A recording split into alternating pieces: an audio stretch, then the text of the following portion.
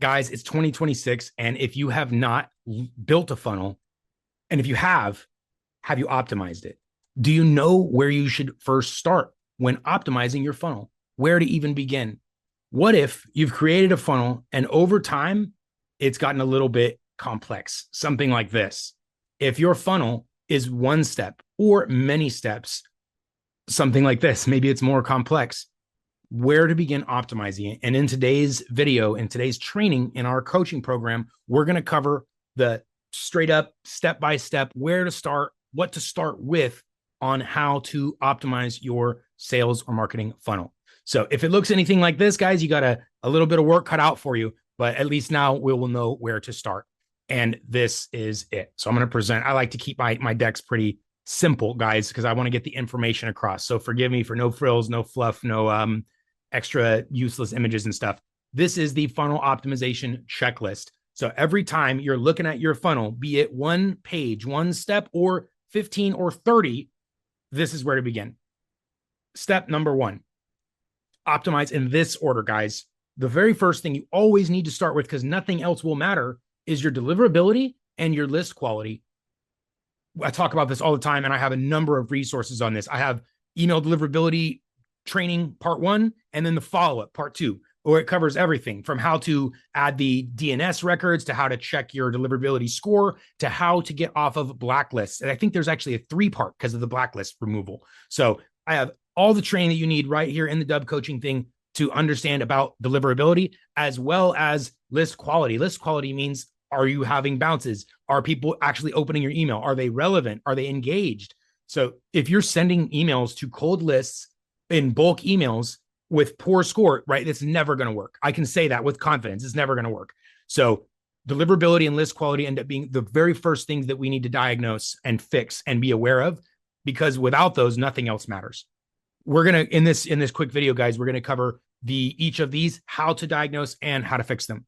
First is deliverability, then the offer landing page we'll talk about, the copy, subject, body, and then, of course, some automations, because that's the rest of what the funnel is. It's not all about one step. Now, with deliverability, I just mentioned this. We have all the training that you need. And the most common thing of something like this, right? You will notice, hey, I'm not getting opens. I'm not getting clicks. I'm not getting anything. I sent 100 emails and I didn't get anything. Or I sent 1,000 emails and got barely anything. So this is the first problem, right? You can't do anything else until you do this. So if you guys are like, I don't know anything about email deliverability, come check out the coaching, check out the training, email my team, sign up to Dub, talk to my bot, something. We have so many resources available for you guys to fix this problem, to be aware of it, so that it's not a problem moving forward. But it is if you're not of the awareness and proactive stage. Get in front of it. Don't wait till it's a problem. The next thing, open rates, right? This is meaning you've sent 100 emails and your open rate is low. This is 2 problems. One is deliverability, and we just talked about that. The second thing that it could be, which if we done the deliverability testing, we'll know this won't be guesswork. And if your deliverability is good and everything's passing, then we now know to look at open subjects, at the actual content, the email. Because 2 things, if your subject line is not good, the sender name, right, the timing, all these things matter. For example, Tuesday, Wednesday, Thursday, lunchtime, early morning, that's the best time for emails, just in general, rule of email world. Now, there's always exception, right? If you're like a weekend warrior type, market, then people on the weekends are probably more active. So there's always exceptions to these rules, but timing is extremely important. Don't send something on like a Friday night, but no one's going to open it, right? Especially in B2B or business, anything related to business, they're going to take a break, and come Monday, they might not even ever see it. And if they do, they're going to be so slammed by Monday. So anyway, timing matters. Subject line, sender name, the from name, right? All of these things are extremely important. Most importantly, in this of the group of them, subject line you need to optimize, which can be done through testing. You don't know to test subject lines until you know your deliverability is good, though. So that's why this order of operations here is extremely important to follow. Deliverability stuff first, then open, click, open rates specific to email. SMS is that you're going to have a high open rate anyways. So SMS is a different world. Are you getting high unsubscribe, stop, or are you getting a positive response? those two metrics are going to be in one when it comes to SMS because they don't have specific open rates like email. Anyway, next, engagement issues. If your message is not being clicked on, email provides click-through rates, right?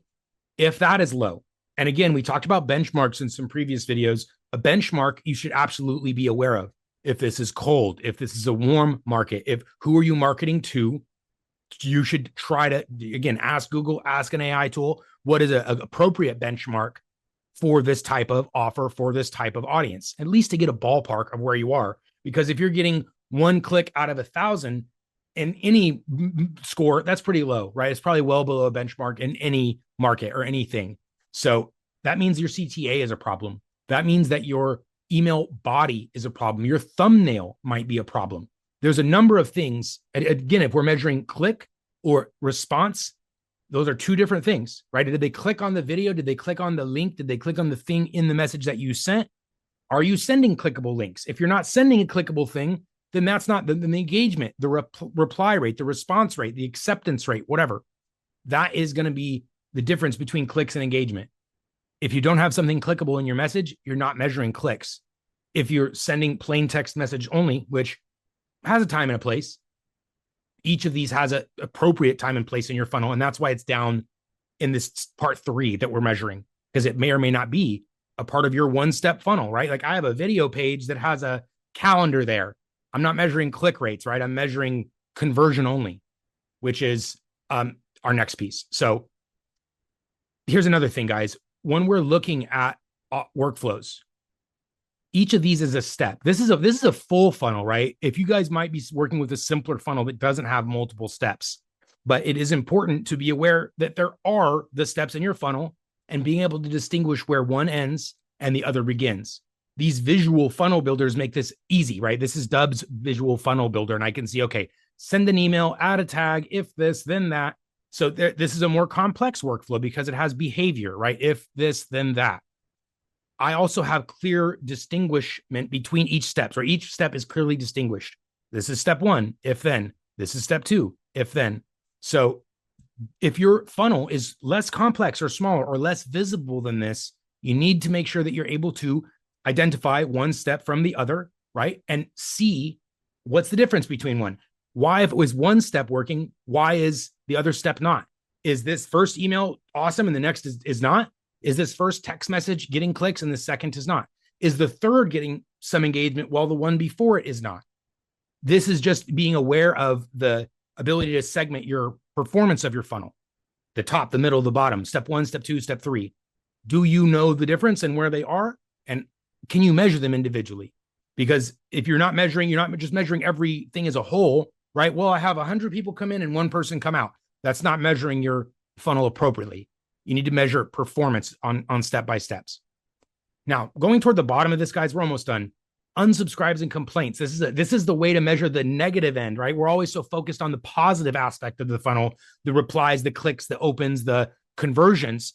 We also need to be paying very close attention to the negatives. Are you getting weird bounces, messages in your email that says this message was undeliverable or something? Are you getting complaints? Are you getting unsubscribes? This is, of course, measurable in Dub. You can see how a campaign or email performed. Did they unsubscribe from it? SMS, you can see, did they say stop, opt out, right? So these things are measurable all within Dub. Within whatever tool or funnel vehicle you might be running right now, you need to make sure that these things are measurable. If you're living in a gray area where you're like, I don't know who unsubscribed. And now it's not always possible. If you're sending personal individual Gmails, there's no ability to unsubscribe from that, right? If that's the only thing you're doing, you can't unsubscribe from that. If you're sending automations and bulk emails, those all should have, like all of our stuff is compliant. Every bulk or automated thing should have unsubscribes, and those things are trackable and measurable. So you can see on the negative end of the performance as well. It's just as important as the positive. A 1% unsubscribe rate on a campaign, either bulk or automated, will ruin your result. It will damage you long-term because 1% is too high for most email senders, most email inbox providers. Okay. Metrics, guys, on video.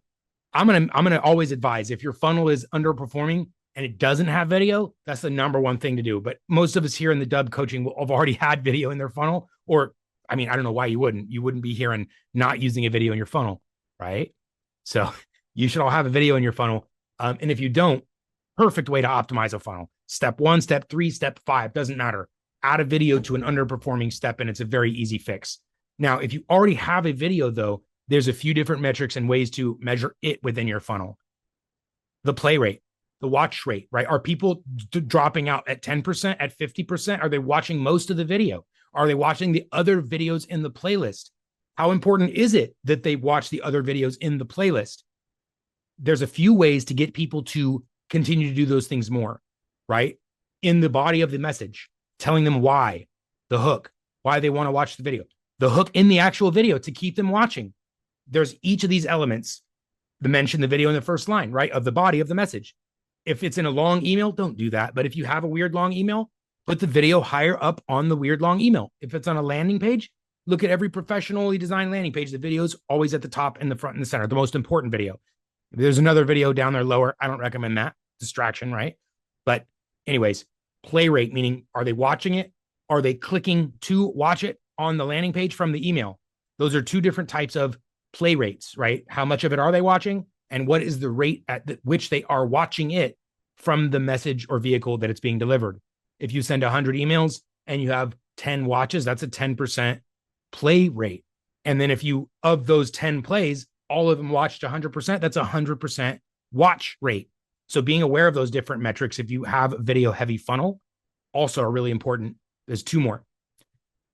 If the retention is low, right? We talked about this, the drop off.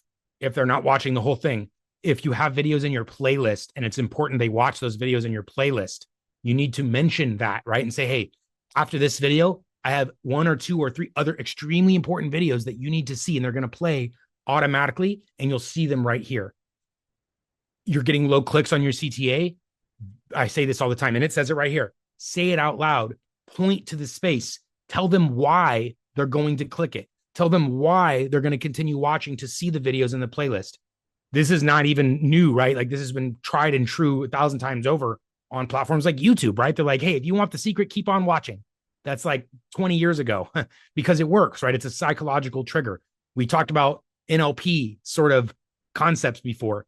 That's what this is as well. It's simple guidance to get people to do more of the things that you want them to do.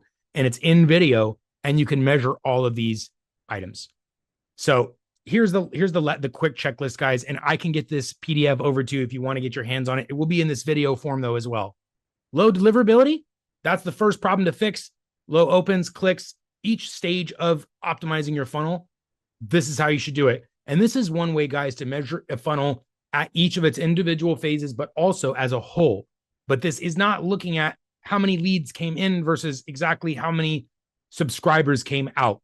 This is about optimizing individual components to increase overall performance. So if you need support, guys, in building your funnel, optimizing your funnel, defining what it is, you need a technology or the coaching and support to do exactly this. This is what we do most of the time in our coachings. Most of the time that I spend with our Pro Plus clients are spent building and optimizing funnels just like this. So see you in the next one, guys. Can't wait to see you in a coaching.